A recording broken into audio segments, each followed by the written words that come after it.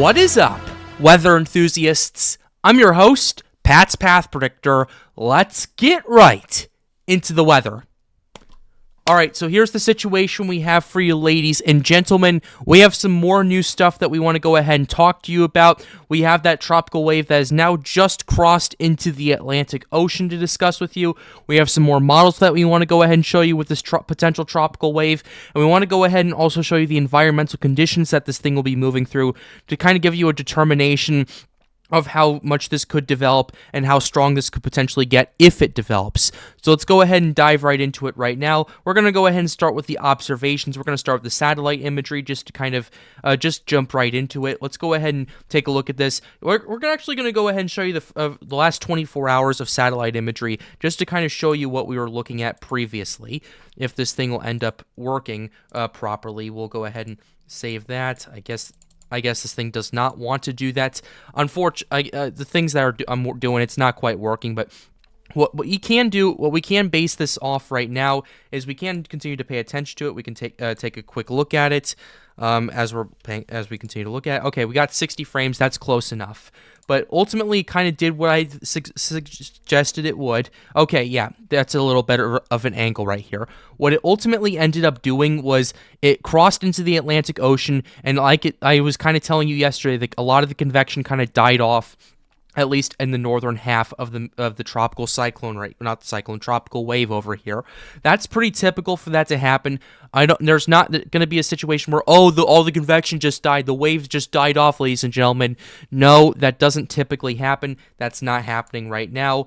And this is definitely a pretty big threat that we're going to have to pay attention to, regardless if this thing impacts land or not, because what this could end up doing is kind of kick off the hurricane season as we look into this. So here's what we have. We're having this convection starting to flare up, and we're having convection either moving just north of or just south of the Cabo Verde Islands right here.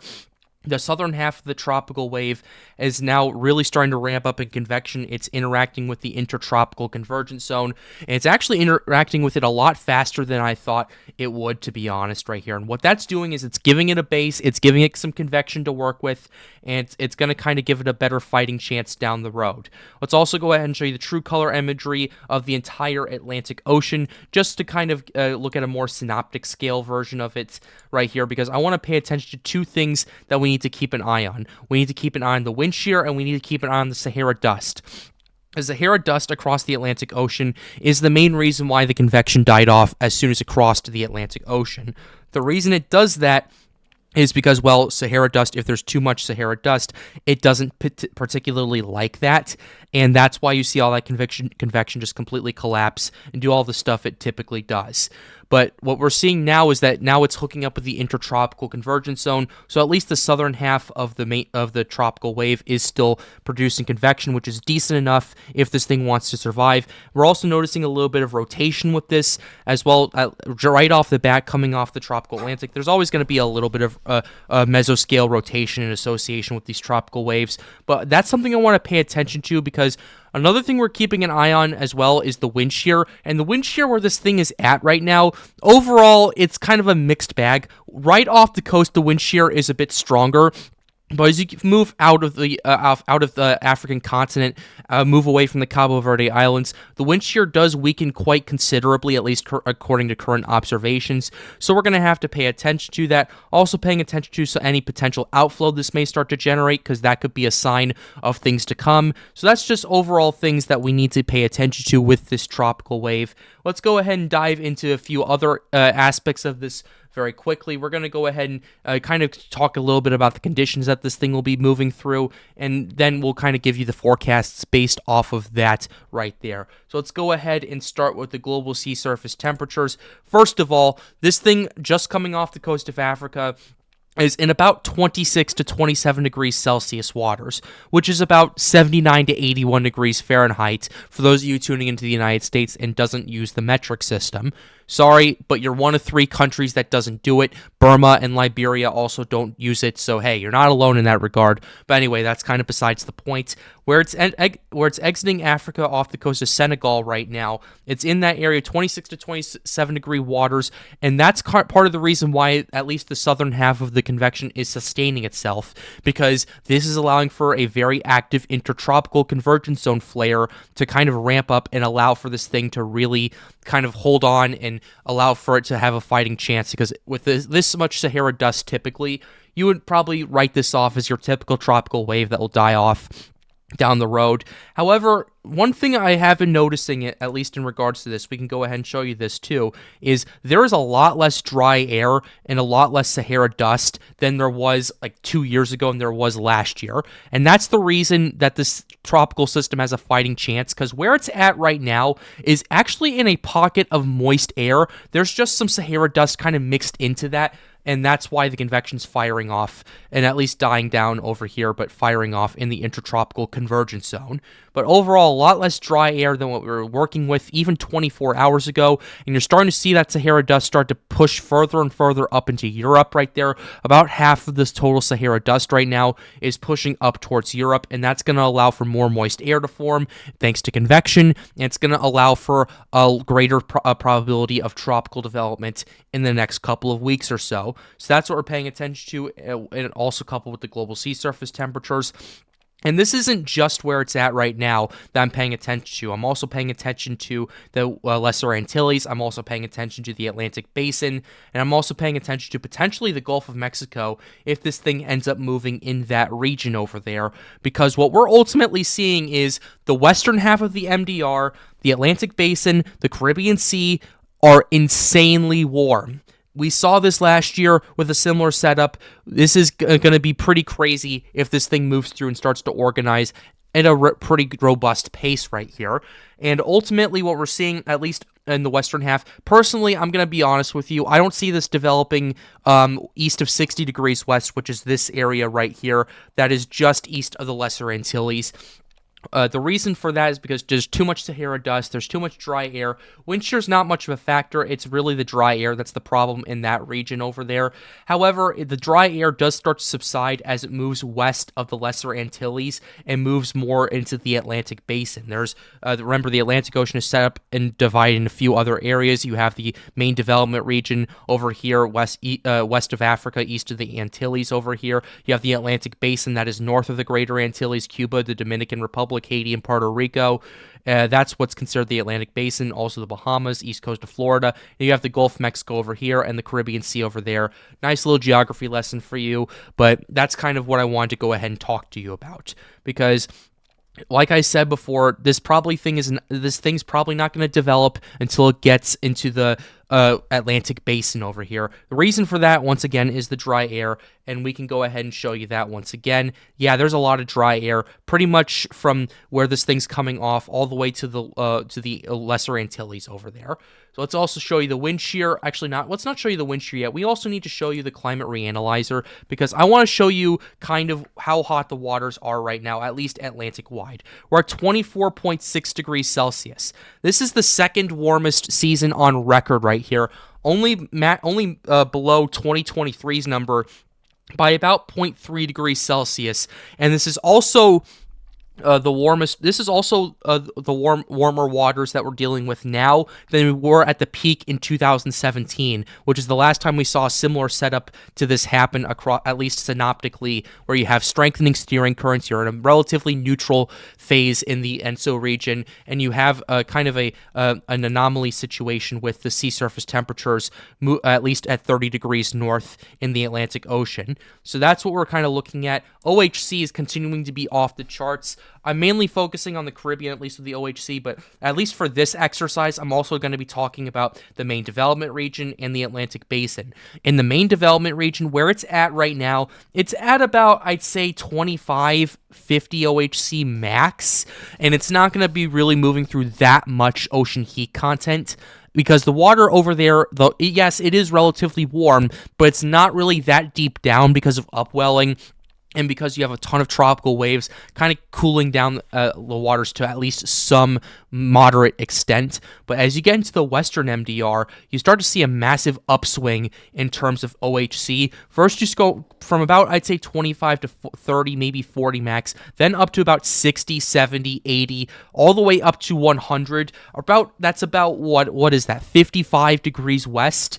and longitude. And then as you move into the Atlantic Basin, you're seeing a lot of areas of 100 OHC moving all the way up towards the Bahamas and then towards Florida. And then the Gulf of Mexico, you have this loop current that's really ramping up with the OHC. 175 peak in one area over there. I want to go ahead and show you what we were looking at last year, at least in that part of the Gulf of Mexico, as well as the Atlantic Basin, to show you how much things have changed in that similar time period. Let's go ahead and try to go to July 24th.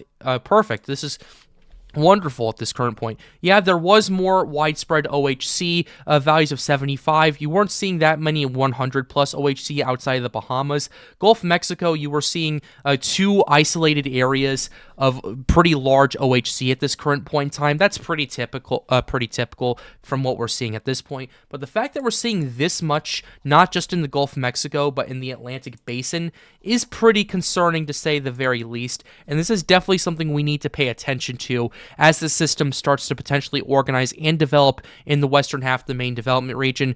The NHC hasn't tagged this yet, rightfully so, because of the dry air, because of the wind shear, but I fully expect in the next few days for them to tag something, at least in that region of the Atlantic, primarily because of the threat it poses to land. And the threat it poses to land is something that the European model has really been ramping up and really been highlighting, and I will continue to talk about it here on the Pat's Path Predictor channel. Let's go ahead and show you the wind shear. Right here, wind shear is going to be oscillating up and down, up and down, up and down. Where the tropical wave is, it's in a mixed area of low and high wind shear, with higher wind shear near the ITCZ and lower wind shear up further north. So something to pay attention to, but overall, in the Atlantic Basin, this wind shear is expected to decrease as the system starts to move towards land. It moves towards the Greater Antilles, potentially move towards Florida, the Gulf Coast. Hell, maybe even approaches the East Coast towards the Carolinas. We're not sure what the steering currents are going to do. We can show you forecasts of the steering currents, but overall, it's a little bit not set in stone as of now, and it's so far out that yes, you're going to need to pay attention to it, but overall, you're going to have to keep an eye on it.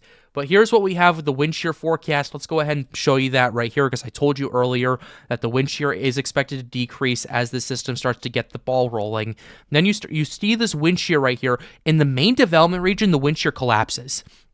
And yes, the dry air is going to be inhibiting it from really developing that much, but I could see a scenario where 60 hours from now, this thing gets tagged because of the threat it poses to the Antilles and Florida. Again, nothing is set in stone. We're going to have to pay attention to it, but overall, that's something you need to keep an eye on. And overall, you're going to continue to see that pattern happening across much of the main development region. And then as you approach the Atlantic Basin about 5 days from now, you see that wind shear pattern start to decrease and start to calm down finally. And as the system starts to approach that region, there is going to be some wind shear to the north of it, but that either is going to be outflow or maybe some weak shear. We're going to have to keep an eye on it. But overall, the wind shear does decrease across that region as it approaches the Greater Antilles, as it approaches Florida. We're going to have to pay attention to that. Let's also go ahead and show you the moisture forecast, because I think this is pretty interesting. The moisture is going to be kind of key to this right here, and this is the main reason why I don't think this is going to be developing right away. It's going to be in a pocket of dry air, at least to its north right here, thanks to the Sahara dust. But if we go ahead and show you these anomalies right there, it's way more moist than it should be, and that's indicative of, hey, that tropical wave is definitely putting an influence of it right here, and it's definitely an indicator that the Sahara dust is continuing its massive downtrend as this Sahara dust continues to push towards Europe.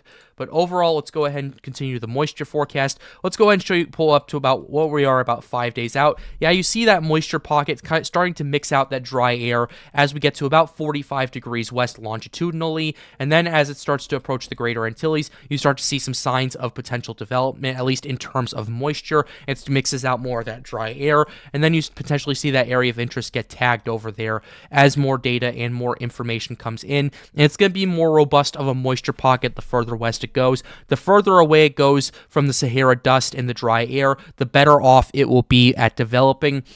So that's something to keep an eye on. Also, another thing we're paying attention to is this relatively strong Bermuda high right here.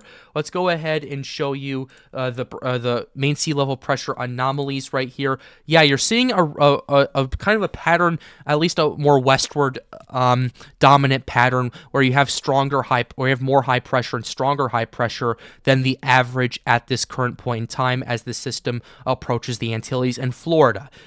What that typically does is that allows for the system to push deeper, further west into the Atlantic Basin and potentially into the Gulf of Mexico if it can end up doing that. And we see something where this thing unexpectedly weakens and pushes to the east coast of Florida, then that puts the Carolinas at risk. But overall, a western dominant high pressure system is what you're going to need to see if this tropical system wants to make landfall in the continental United States. So overall, the synoptic conditions are pretty good for a tropical system to make landfall in the U.S. We're going to have to pay attention to it. There's a few things we need to consider, but overall, the synoptic conditions and the synoptic scale meteorology is there for this. Couple more things I want to go ahead and show you is we're still seeing these oscillations with the European model. The oscillations with the Euro, like the 0Z models I've noticed, have this thing moving through the greater Antilles as a tropical wave and potentially getting it killed off. You can see it right there. There's not really that much of a low pressure system that forms out west of Puerto Rico as it approaches Hispaniola and Cuba right there. That's the 0Z runs.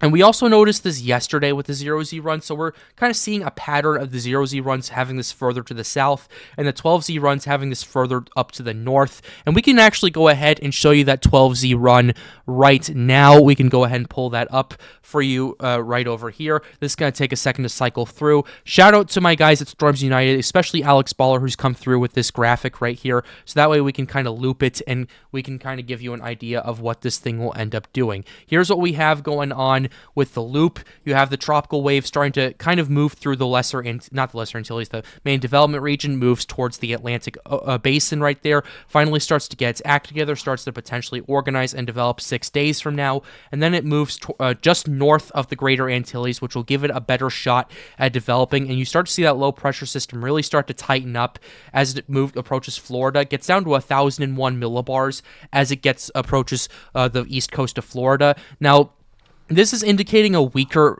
Bermuda high setup right there, although I have noticed on some of the model runs we are seeing a weak high pressure system over the Appalachian Mountains, which I will say, if in order for that to move to the east coast, that high pressure system cannot be over the Appalachians, because that flow will push it further to the west and into the Gulf of Mexico. High pressure systems flow in a clockwise direction, so that's kind of synoptically not exactly possible unless that high pressure system dissipates.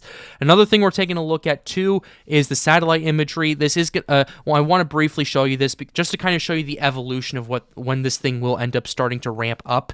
It's not likely going to ramp up until it moves west of the Lesser Antilles. Kind of what I was showing you. This is the 12Z models that we have right here from the European. This is the simulated satellite imagery. You do start to notice it gets relatively organized as it approaches the Florida coast right there. However, it doesn't really ramp up because of the dry air and because of the wind shear issues until it approaches the Florida coast. So overall, this is something we're going to have to pay attention to, and this does actually give me similar vibes to what we were seeing with Hurricane Isaias back in 2020, because Isaias played a similar track to this. Isaias had similar uncertainties. There were uncertainties if the thing was going to move through the Caribbean Sea, through the Greater Antilles, or the Atlantic Basin. It ended up moving through the Atlantic Basin. Eventually, it became a Category 1 hurricane, battled some wind shear over the Bahamas, became a tropical storm. Then it ramped up to Category 1 strength as it approached the North Carolina. In those last 12 hours, it really took a rapid step forward, organizing and strengthening, moving at a very fast speed before making landfall. I saw the video of Jim Cantori experiencing the eye wall. That was pretty incredible for him to do that. But all that being said, this does remind me of an Isaias type situation.